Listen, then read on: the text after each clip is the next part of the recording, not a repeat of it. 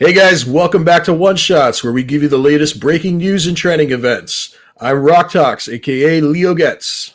And I'm Costello, aka Sergeant Riggs. And right now, we're going to give you our reaction to episode 3 of Daredevil Born Again. We will give you our review and spoilers at the end of the video. But before we do that, guys, please make sure you're subscribed to the channel and don't forget to like and share the video and leave your comments down below. So, Phil, what did you think, man? Oh, I love where this is going. I love where this is going. I love where this is going. Well, first of all, this was kind of the episode where we pretty much got the introduction of who White Tiger is. Yeah. Okay, so this is definitely gives us a little background story about him, his motivations, how he got in trouble, how Matt obviously is representing him now. So was he in any of the previous Marvel shows at all? I'm just curious. No. Okay, so he he's was. All right. He's new to this series. But he is a defender. So he is one of those grounded Marvel heroes. Okay. Like Iron Fist and Luke Cage, those type of guys. So gotcha. He's a street hero, basically. Definitely, this episode is mostly a trial type episode. So we don't see much of Daredevil, but we don't see Daredevil at all. This is pretty much Matt Murdock, defending White Tiger. So. Yeah, I felt like it was definitely like more of a courtroom drama type episode, which I dug because I thought they did it really well. But also another thing that was also the consequences of this episode lean towards what's to come. I get what. Yeah. We'll talk more about that in the spoiler section for sure. Exactly. Yeah. So the other thing I noticed today is I was reading the credits at the beginning of the show, and I saw a name. I saw the name Gandolfini. So I'm pretty sure that James Gandolfini's son plays Daniel, who is kind of like one of Fisk's like right-hand men. Yes, you're absolutely right. That is him. Mm-hmm. And then I saw the name in the credits, so I was paying extra attention when he was on screen. And my God, does he look like his dad? I know, right? Pretty crazy, man. And he portrayed him in the movie of The Many Saints of Newark. That's the name of the movie. Okay, gotcha. I don't know. Like, what are your thoughts on the tone? Do you think this tone was a little bit? It's definitely lighter. It's lighter. It's definitely lighter. If the one thing I did notice is a lot of this episode again took place during the daylight, inside the courtroom. There wasn't a lot of. It's like I said, they're trying to Disney it up. They're trying to brighten it up. I don't necessarily know if that's a bad thing yet, because I am enjoying this story. I am enjoying where it's going. It's got me coming back for more. I'm really desperate to see the next episode now. So we'll see how it goes. But like I said, I'm enjoying it so far. All right. So right now we're going to talk spoilers here. So Rox, okay, straight up. Are we going to jump right to the ending? Okay, all right. Okay. The Punisher! Holy shit!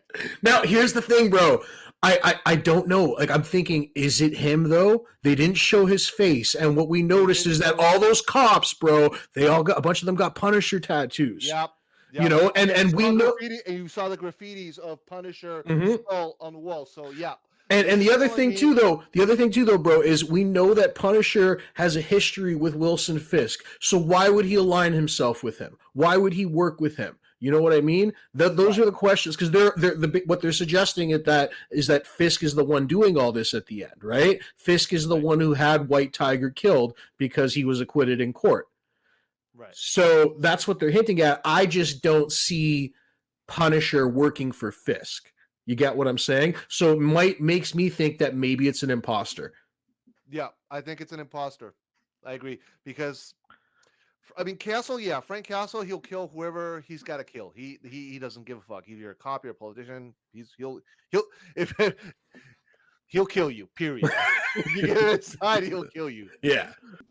I would say that I have to agree with you. This has to be an imposter, because I think Punisher is underground. The real Frank Castle is underground. Okay. And but he has been keeping track of the police, because if you see the spoiler, if you that's not actually a spoiler, but if you see the last trailer before the show started, where you see Punisher Frank Castle talking to Matt Murdock, Yep. you can see behind all the pictures and maps, trying to map up. Mm-hmm. So I'm guessing that he is trying to find out who is impersonating Frank Who's Castle, impersonating him? Yeah. who's impersonating him. So I think That's what I'm where this is thinking. going. But we could be wrong. We could be wrong. Maybe it is Frank. We don't know. But that's just my best guess is that it's Right. probably an imposter. Yeah. Did you catch the Spider-Man reference again in this episode? I did not. There was a reference to an Officer Morales. Officer Morales is the father of Miles Morales. Miles Morales. Yep. So I thought that was also interesting nod, which means Miles is definitely in this universe. He's definitely coming. He's coming. They're working on it.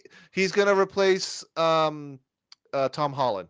It'll be interesting if his dad becomes more of an on-screen character in this show, since they've already referenced an Officer Morales. It'd be interesting to see if Daredevil eventually crosses paths with him, or maybe we could see that he was murdered on this show. Something could happen to this Officer Morales on this show. You know what I mean? One of the things that they have already said, that Marvel has stated, is that Daredevil is going to be the door to introducing all these street level characters. Mm-hmm. We already have White Tiger. That's the first one introduced.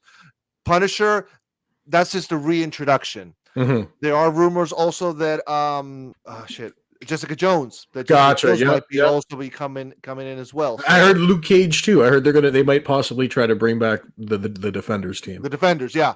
So we'll see how things go. We'll see. So they're starting season. They're already starting to shoot. They're going to start.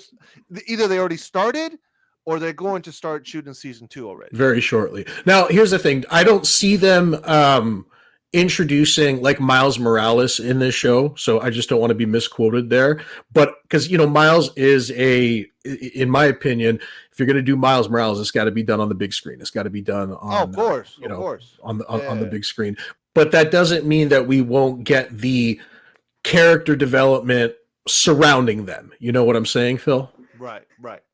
One of the things that I also enjoyed about this episode is that you can tell that Matt is using his powers to keep Hector Ayala calm. Yeah. Because he's here, because it's typical Matt Murdock. Like, he hears people's pulse, heartbeat, and pretty much, hey, calm down. Or if he's nervous, he starts to attack. So I love how they display that ability that he has to use his senses to his advantage. Yeah, they definitely do show a lot of that, I've noticed, in these last few episodes. They definitely are trying to show off his abilities a bit more, I think. Overall, it was a like you said previously, it wasn't a bad episode. It was lighter. Yeah.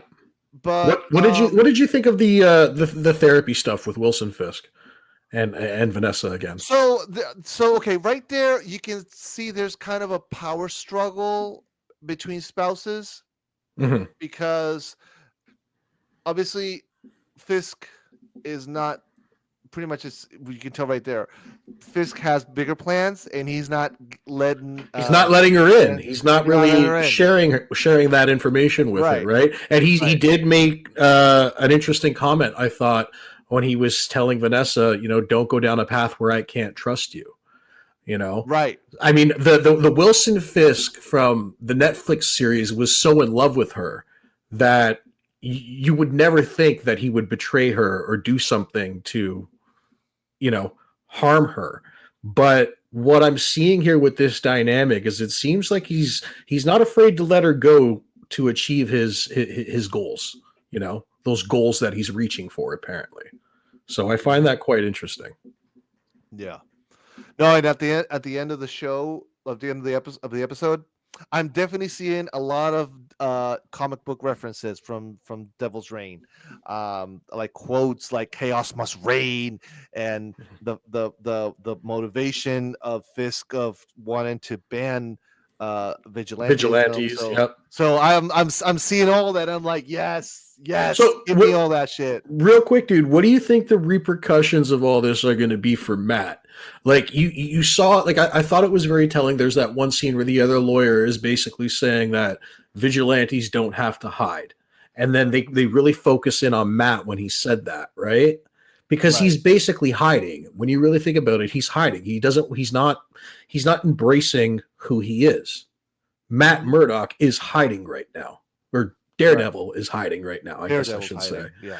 But so what did you think of that? What did you think of that dynamic there? I mean, I go back to the store. I go back to DC for Christopher Nolan's Batman.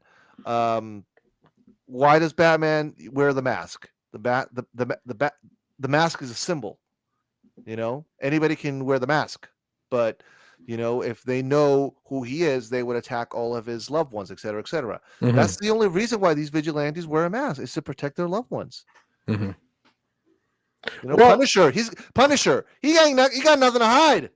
You know, I do think there could be some foreshadowing in this episode about what's to come, because like it kind of seems like they're hinting at the possibility that people might find out who Matt Murdock is, and it felt like they're kind of setting us up for what might be the repercussions of that.